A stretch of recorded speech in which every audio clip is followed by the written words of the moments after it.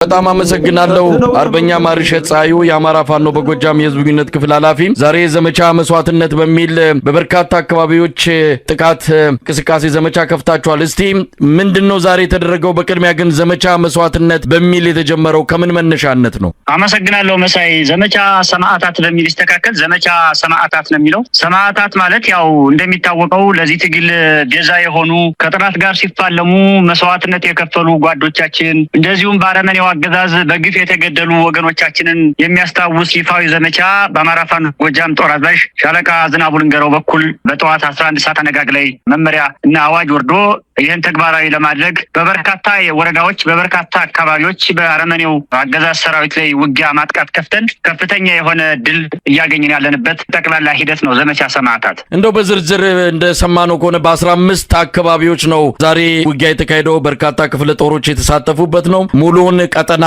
ጎጃምን ቀጠና ያካለለ እንደሆነም ነው በሚደርሱን መረጃዎች የተመለከተው። እንግዲህ እናንተ በዝርዝር እንድትገልጹልን እድሉ ልስጥ። እንግዲህ በሁለተኛ ክፍለ ጦር ቢቡኝ ድጓጽዮን ከተማ፣ 7ኛ አዲስ አለማየሁ ክፍለ ጦር በባሶ ሊበን የላምገጅ በጎዛመን መገንጠያ በአነደድ እንበር ከተማ፣ በአዋባል ወረዳ ሉማሜ ከተማ፣ በ6ኛ ክፍለ ጦር በስናን ረቡ ገበያ ከተማ፣ አማኑኤል ከተማ፣ ጎዛመን ፈንድቃ፣ በደብረ ማርቆስ ከተማ፣ 8ኛ በላይ ዘለቀ ክፍለ ጦር ቁይ ከተማ፣ ወይራ፣ ጠልማ፣ ቢቸና ከተማ፣ የዱሃ ከተማ፣ መርገጭ፣ ወርቃምባ በተባሉ ቦታዎች ነው እንግዲህ ውጊያ የተደረገው። ይሄ ዘመቻ ሰማዕታት 18 አካባቢ ቦታዎች ላይ በዛሬው ዕለት ውጊያ አድርጓል ከጠዋት 11 ሰዓት ጀምሮ። አሁንም በእናንተ በመነጋገርበት ሰዓት በተለያዩ አካባቢዎች አሁን በማልገልጽልህ አካባቢዎች ውጊያ እየተደረገ ነው ያለው። በአጠቃላይ በሁሉም የጎጃም ቀጠና ነው የታወጀው። ሁሉም ብርጌዶች፣ ሁሉም ክፍለ ጦሮች ተሳታፊ የሚሆኑበት ዘመቻ ነው። መሳይ ነው የደረሰ ጉዳት የተገኘ ድል አለ በእጃችሁ የሚገኝ መረጃ? ምናልባት ከተሞችን በመቆጣጠር በአገዛዙ ሰራዊት የሰውና የቁስ ወይም የትጥቅና ሌሎች ነገሮች ላይ በምርኮም ደረጃ የያዛችሁት በአጠቃላይ ዝርዝር የኪሳራ ሪፖርት አላችሁ? አዎ ያው እንግዲህ ጠላት የሚገኘው የወረዳ ዋና ከተሞች ላይ እንደመሆኑ መጠን አውደ ውጊያ የተጀመረውም የወረዳ ዋና ከተሞች ላይ በመግባት ምሽጋቸው ድረስ በመግባት ነው ማጥቃት የተጀመረውና ከተሞችን መቆጣጠር፣ ምሽጋቸውን ማስለቀቅ፣ የመበተን ስራ፣ እስረኛ የማስፈታት ስራ ነው የተሰራው። በአጠቃላይ የቡድን መሳሪያዎችን ጨምሮ በርካታ ቁጥር ያለው ነፍስ ወከፍ መሳሪያ ከ5000 በላይ ተተኳሽ ትጥቆች፣ ሌሎችም ቁሳቁሶች እንደዚሁ በቁጥጥር ስር የዋሉበት የተማረኩበት ሂደት ነው ያለው። በማጥቃት በሰው ኃይል ኪሳራ ደረጃ ከስከዛሬው ለየት ባለ መንገድ በርካታ ቁጥር ያለው የጠላት ኃይል ነው የተደመሰሰው። በያውደ ግንባሩ ድንገተኛና ከባድ ማጥቃት ስለነበረና የጋራ የክፍለ ጦር ጥምር ውጊያ ስለነበረ በአንዳንዱም አካባቢ ጠንካራ የነበረው ወደ ውጊያ በመሆኑ ማጥቃቱ ስለከበዳቸው ከባድ የሚባል ሰብአዊና ቁሳዊ ኪሳራ ነው ያደረስነው። መሳይ እንግዲህ ይሄ ዘመቻ ሰማዕታት በሚል የተጀመረው ዛሬ ምናልባት ስንገናኝ ተወሰኑ ሰዓታት ተሻግሯል። በአሁኑ ሰዓት ላይ በምን ሁኔታ ላይ ይገኛል? ዘመቻውስ ቀጣይነት ያለው ነው? በጊዜ ገደብ የተገደበ ወይስ ላልተወሰነ ጊዜ ይበቃል በሚባልበት ጊዜ ሊያበቃ የሚችል ነው? እንደው አጠቃላይ የዘመቻው ቀጣይ ሁኔታስ ምን ሊመስል ይችላል? ይቀጥላል። ዘመቻው ላልተወሰነ ጊዜ የታወጀ ነው፣ ይቀጥላል። ሌሎች ብርጌዶች፣ ሌሎች አካባቢዎች፣ ሌሎች አደረጃጀቶች በተመሳሳይ ህዝባዊ ማዕበልን በተላበሰ መንገድ በሌሎች አካባቢዎችም አውደ ውጊያ እየተደረገ ነው ያለው። ሁሉም የጎጃም አካባቢዎች በየወረዳው ሰፍሮ የሚገኘው የጠላት ኃይል ላይ ጥቃት ይፈጽማሉ። ከፍተኛ ቁጥር ያለው ሰራዊት የመደምሰስ እቅድ የያዘ የክብር መስዋዕትነት የከፈሉ ሰማዕታትን በእጅጉ ያመሰገነ ያከበረ ተጋድሎ ስለሆነ ይሄ ዘመቻ ሰማዕታት ተጠናክሮ ይቀጥላል። እንግዲህ አርበኛ ማርሸት ሰሞኑን የአገዛዙ መከላከያ ሚኒስቴር ያወጣው አንድ የድል ዜና በሚል የገለጸው አለ። በተለይ በእናንተ ቀጠና ከፍተኛ ድል እንዳገኘ ገልጾ ነበረ። እንደው ስለዚህ የምታውቁት ነገር አለ?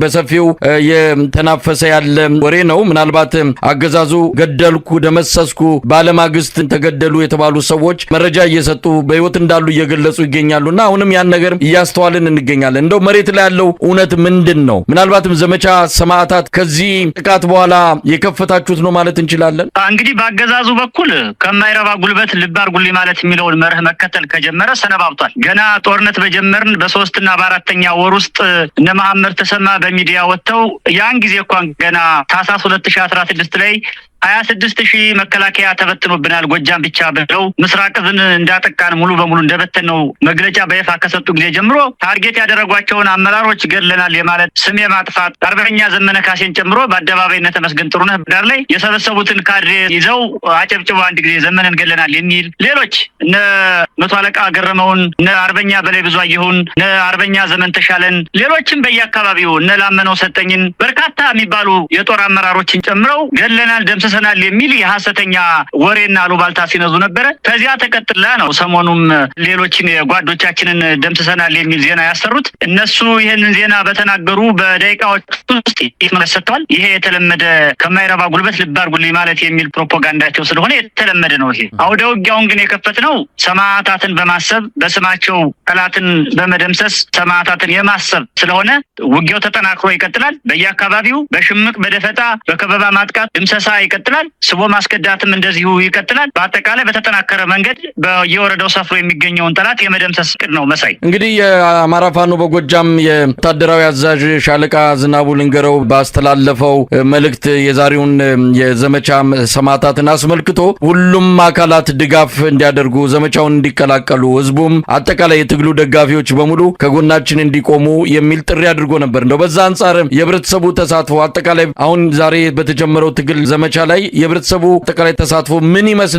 እያገኛችሁ ያላችሁ ድጋፍ አለ ወይ ከአጋር የፋኖ መዋቅሮች? አዎ ማህበረሰባችን በየአካባቢው ጠንካራ ተጋድሎ እያደረገ ነው። የኛ አደረጃጀት ህዝባዊ ነው ስንል በምክንያትና በተጨባጭ መሬት ላይ ባለ በተጨባጭ ላይ ተመስርተን እንደመሆኑ መጠን በዛሬው ዕለትም በታወጀው ዘመቻ ሰማዕታት በርካታ ቁጥር ያለው የግል ታጣቂ በዚህ አውደ ውጊያ በየግንባሩ ተሳትፎ ድል አድርጓል። ውጤት አምጥቷል በተጨባጭ ማለት ነው እና ማህበረሰባችን መረጃ በመስጠት ስንቅ በማቀበል ፊት ለፊት በመዋጋት የመስዋዕትነቱም የድሉም የትግሉም ባለቤት መሆኑን በድጋሚ ያረጋገጠበት አውደ ውጊያ ነው ዛሬ የተደረገው። በመጨረሻ መልእክት አላችሁ? እንግዲህ ይሄ ዘመቻ ይቀጥላል። በየወቅቱ እየመጣችሁ መረጃውን ለተመልካቾቻችን እንደምታካፍሉ ተስፋ እናደርጋለን። መልእክት ካላችሁ በመጨረሻ።